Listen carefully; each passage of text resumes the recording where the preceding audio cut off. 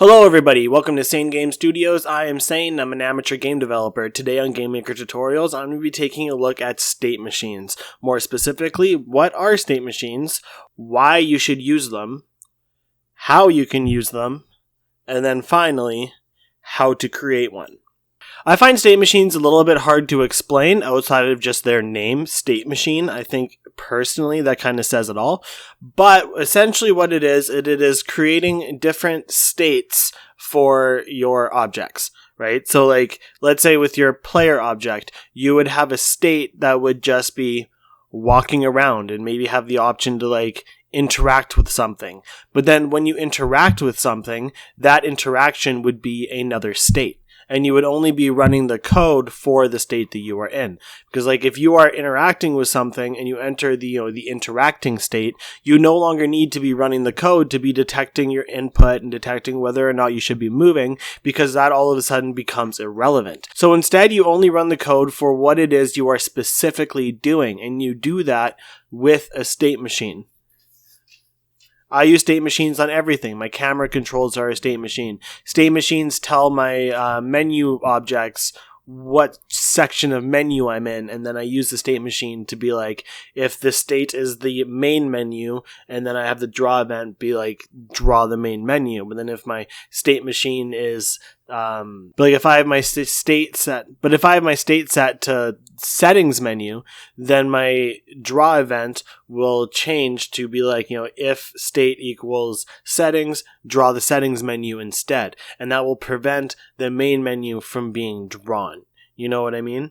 It is essentially just creating different chunks of code that will run on your objects only when they are needed to, rather than running them all. As for why you should use a state machine, there are a bunch of reasons. At the top of that list, I would say optimization. Because the less code that your game has to run every frame, the faster your game will run. And the best way to limit how much code is being ran per frame is by telling it, like, if you are in this state, run this code. But don't run the code for this state, this state, this state, and so on and so forth. And that limits the amount of code that you are running. Like I said when I was explaining what a state machine is, if you're interacting with something, like you are reading a sign, you do not need to be getting your player inputs and calculating whether or not you should be moving or in what direction you should be moving. All of that code becomes irrelevant. So don't even run it. And the best way not to run it is by using a state machine. The next great reason to use a state machine is readability. Your code will be much easier to read and therefore edit. So like if you go in and you decide to implement a new mechanic later on in the development process of your project, then it will be easier to implement because you won't have to sort through 1,000 lines of your overall code for like your player. Instead, you can just go to whatever state it is that affects that mechanic and then just add that mechanic to that state. It's also great for debugging. Right, like let's say you are reading a sign, so you no longer want to be creating movement, but while you are reading that sign, your player constantly drifts to one direction. Then you don't really need to go and edit all of your code, you just need to go to that state and figure out what's wrong with that state. So editing becomes much easier. And then also, your code will become much more manageable. Instead of having a massive chunk of code that you have to, sift through and understand everything, you can have small little bite-sized chunks of code. And it makes it much more easier to just manage and maintain and clean, and it's just overall just a great idea to introduce a state machine. Ever since I learned how to do state machines, I don't think I have like a single object in my game that doesn't run on some sort of state machine. As for how to use a state machine, there are so many ways for how to use them, but it basically comes down to a simple, while in this state, if this condition is met, swap to this state, and then that will then make the code of the one state completely irrelevant and will then run the code for the new state. You can use this to create wall mounting mechanics, which is something I'm going to be teaching you how to do in this video when I show you how to create a state machine. As I said, you can use it in a menu system so that instead of having multiple objects for different menus and destroying one and creating another depending on what option is selected, you can instead have one overall menu object and have multiple states for it. A state machine is just going to make your game easier to manage, easier to code, more optimized, and just make your experience as a developer much simpler. But with that, we can get into showing you guys how to build a state machine. The first thing I'm going to do is I'm going to show you what I have going in as a project. And then once I show you guys my project, I will then add a state machine to it. So my project is very simple. I'm just going to be using squares for this. So I have a player square and a wall square. I have one room. And it consists of just a few walls and a player. I have a wall object that has absolutely no code, and I have a player object that has some basic platformer code. So in my create event, I am declaring my variables for getting my player input. I'm declaring my variables for calculating my directional movement, and then I am declaring my movement variables, my walk speed, whether or not I'm on the ground, how quickly I fall with gravity, stuff like that. In my step event, I'm just going to throw this up here and font up. In my step event, I'm just grabbing my player input. I am figuring out what direction, if any, I should be moving, and then I am adding my horizontal movement. Here, I am setting, if I am on the ground and I press the up key, I jump, and then I add gravity to my vertical speed. Here I am doing my collisions. So here's my horizontal collision where if I'm about to hit a wall, I move towards that wall until I actually make contact with it and finally set my horizontal speed to 0. And then if I am meeting with the ground, I am setting my vertical speed to 0 and setting grounded to true. But if I am not meeting with the ground, I'm setting grounded to false. And then finally, I am committing to my movement. And then if I run this game, I'm going to have a very basic platformer.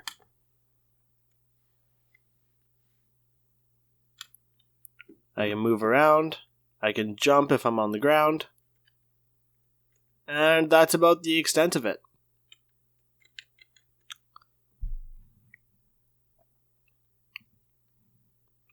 So what I'm going to do is I'm going to create a state machine, and I'm going to use that to show you guys how to add a wall mount mechanic. So when you jump onto the wall, you make contact with that wall, and if you are pressing a key in the same direction as that wall, you will then mount to it, and you will no longer fall, and you will just stick to the wall.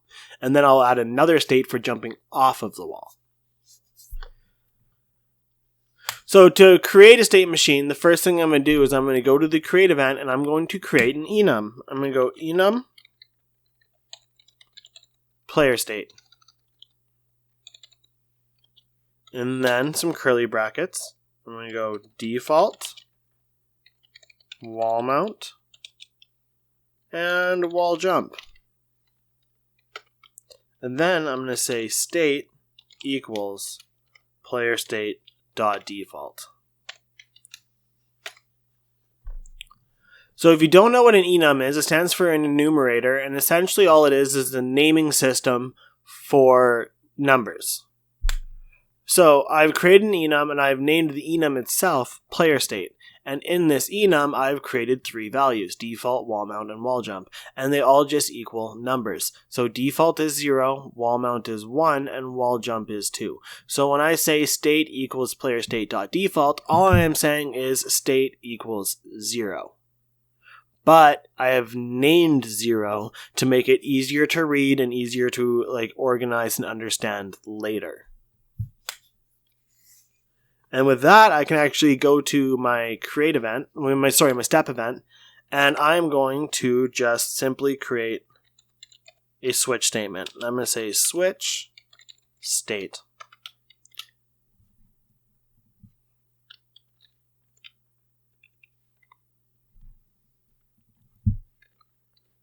And now I'm going to say case player state dot default. And then down here, I'm going to say break.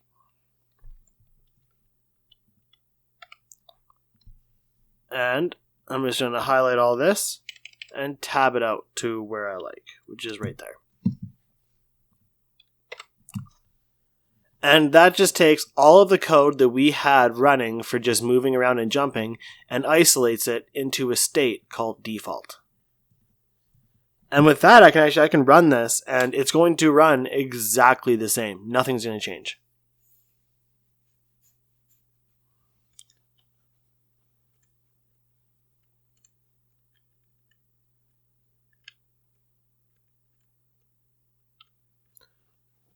Simple. So let's use the state machine to create a wall mounting system. So I'm going to go to my create event and I'm going to create a new variable and I'm going to call it onWall and it's going to equal 0. I'm going to use this variable to determine whether or not we are currently on a wall. And then I only want to wall mount if I am not on the ground. I only want to do it when I'm in the air. So I'm going to piggyback off of my if grounded check. And I'm going to say else. And now I'm going to say if onWall equals 0. So if onWall currently equals 0, I'm going to say onWall equals place meeting x plus 1 y OWall minus place meeting x minus 1 y OWall. And then if onWall does not equal 0, so else, I'm going to say if onWall equals key right minus key left, state equals player state dot wall mount. So I just wanted to get that typed out. Now I'll explain exactly what it's doing. So if I am not on the ground, I am reading the onWall variable to see if it equals 0. If it does equal 0, I am doing a two-part collision check. So place meeting is a function that returns a Boolean. So it's always going to return true or false, 0 or 1. So if I am meeting if I'm colliding with OWall 1 pixel to the right, then this is going to return true and it's going to equal 1. But if I am not meeting a wall 1 pixel to the left, this will return false and it will equal 0. So if I'm meeting a wall to the right, then I will have 1 and then minus not meeting a wall to the right, 0, onWall will equal 1. And then same thing with left. If this is true, it will equal 1. If this is false, it will equal 0. 0 minus 1 equals negative 1. So if onWall equals 1, which means that I am meeting a wall 1 pixel to the right, I'm going to check my inputs. And if I am pressing key right, this is going to equal 1. And if I'm not pressing left, that's going to equal 0. 1 minus 0 equals 1. So onWall will equal this. And actually, just to be safe, I'm going to wrap these in another set of brackets. So all I am doing is I am checking to see if I am in the air and meeting with a wall. And if I am meeting with a wall, in what direction. And then I am checking to see if I am pressing a key in the same direction that I am hitting a wall. And if all that is true, I am changing my state to player state dot wall mount. But I also need to reset onWall back to 0 at some point, or else I will always be able to make this condition true, even if I am on the ground. So, down here, where it says if place meeting x plus HSP, so if I am not meeting a wall horizontally at all, I'm going to say else on wall equals 0. But then also up here, if I am on the ground, on wall equals 0, because I don't want to be able to mount a wall while I'm on the ground. But I also want to reset it to 0 if I am not currently touching a wall, so that I can detect another wall later. And then if I run this,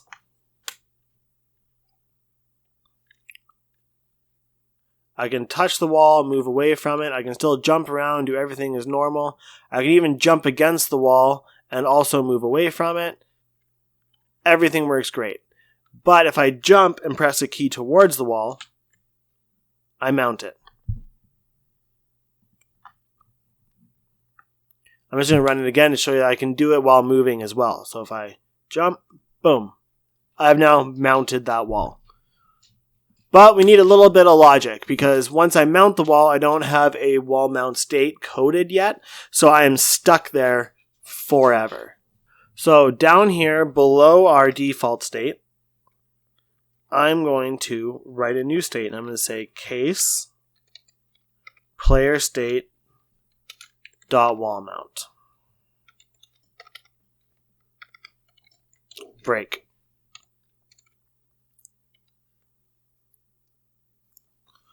So I'm actually going to grab my inputs, and then I'm just going to bring them down here and paste them in place.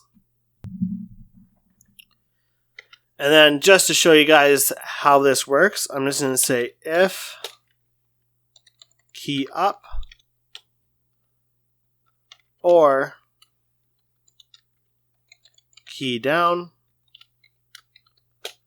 state equals player state dot default. Then if I run this, I can now just release from the wall. That's all that's going to achieve for me. I can jump, I can hit the wall, and now I can release from the wall.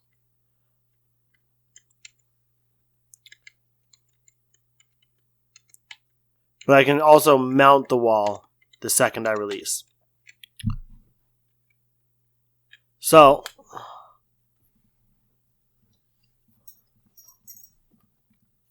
that's not exactly how we want that to behave. We want to be able to jump away from the wall.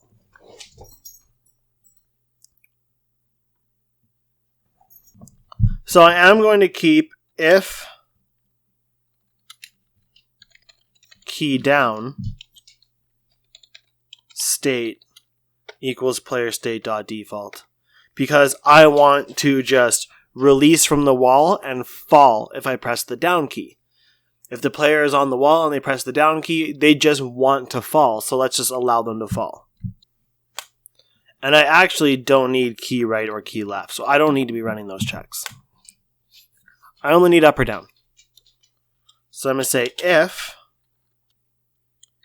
key up.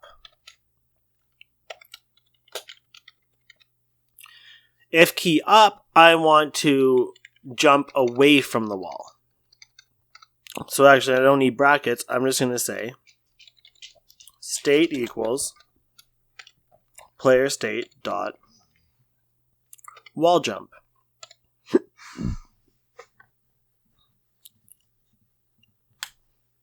And then I'm just going to create another state. So I'm going to go case player state dot wall jump break. And I haven't even done much yet. I've created a very, very simple state machine. Already, this is starting to look a little bit messy. So what I'm going to do is up here, above my default, I'm going to create a region. So I'm going to say pound region default. And then down here, I'm going to say pound end region. And then I don't need to be looking at this right now. I don't need to be editing this. I don't even need to really look at this for any information. I'm just going to go boom. And that's just going to minimize that region. I'm going to do the same here. I'm going to go region wall mount. And then down here, I'm going to go end region. And now I'm going to minimize that region. I don't need to be looking at them. I don't need to be referencing them. There is nothing I need to be doing with them, so they can just chill there. And as you can see, even though my state machine is growing and getting more and more complex, it is still organized and easy to read. You can even have regions within regions. Like if I wanted, I could be like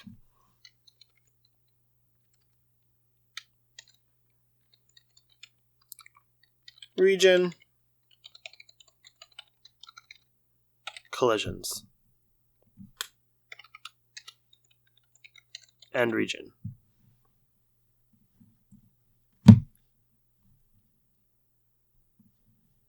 And I have a region inside of my state machine, inside of my switch statement, a region within a region. You can do a region within a region within a region, whatever you need to do. Regions are just a great tool for organizing your code.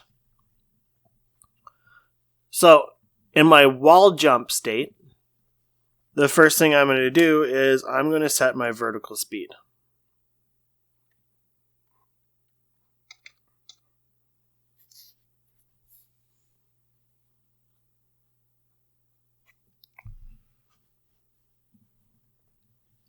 I'm actually going to do that here.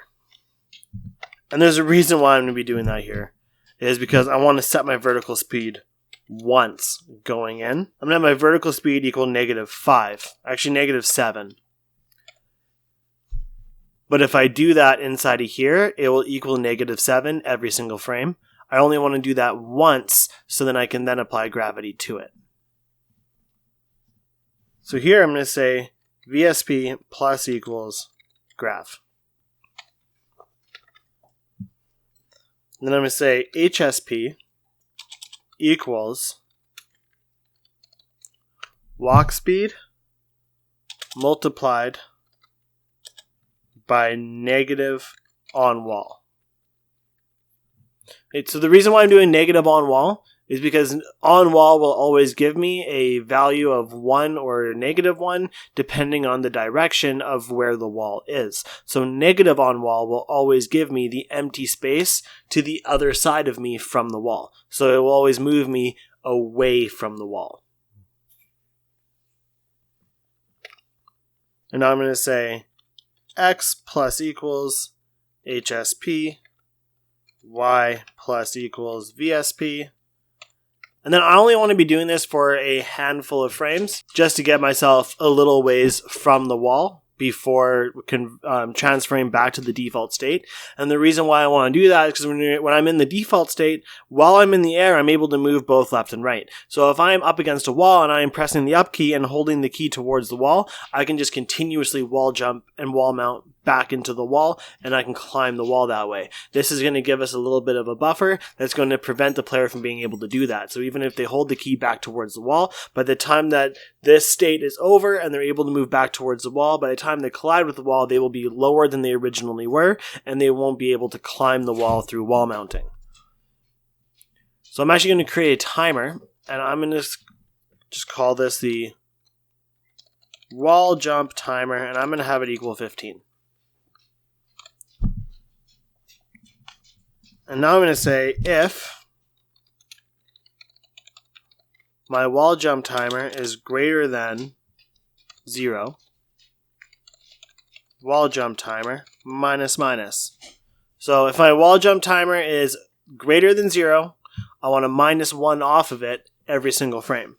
But if it is not greater than 0, state equals player state dot default. And I haven't actually tested this, so let's just see how it works. Logic tells me that it will work just fine. So, if I jump up against the wall, and I hit down, I fall. If I jump up against the wall, and I press up,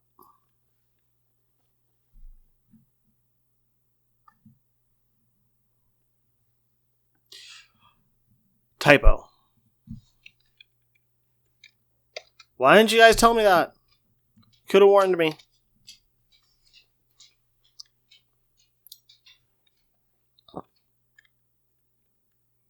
So if I jump towards the wall, I press down, I fall. If I jump towards the wall and I press up, I jump away from the wall.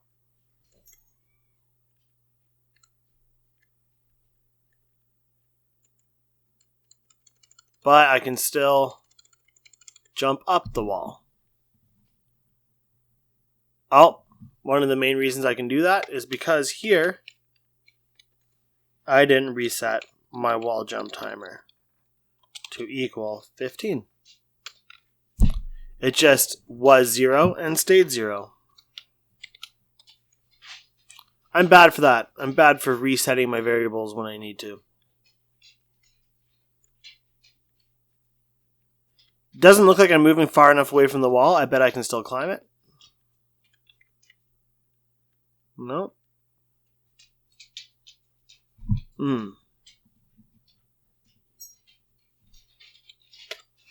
And then also, just to be safe, I'm going to reset on wall equals 0. Because I think what's happening is when I'm running the code, if I'm holding that key, on wall isn't being reset fast enough, and I am reinitializing my wall jump. So my wall mount state before I actually zero my on wall.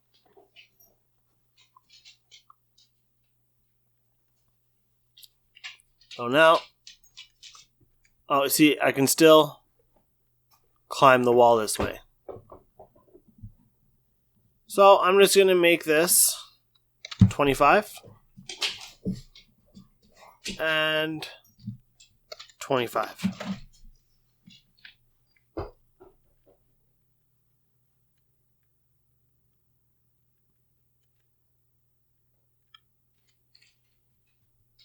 There we go. That looks much, much better.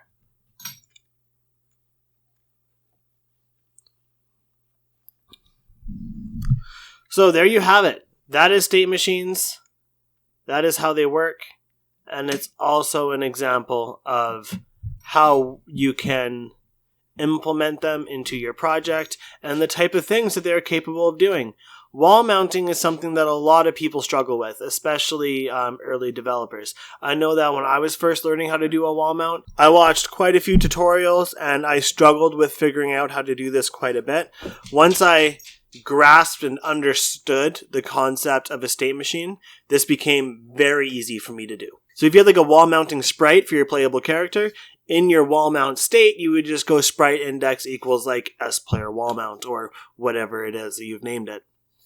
And then you will not only mount the wall, but you will animate and look like you're mounting the wall and the whole 9 yards. But yeah, that's the basics of state machines. A very basic way to just set one up using a switch statement.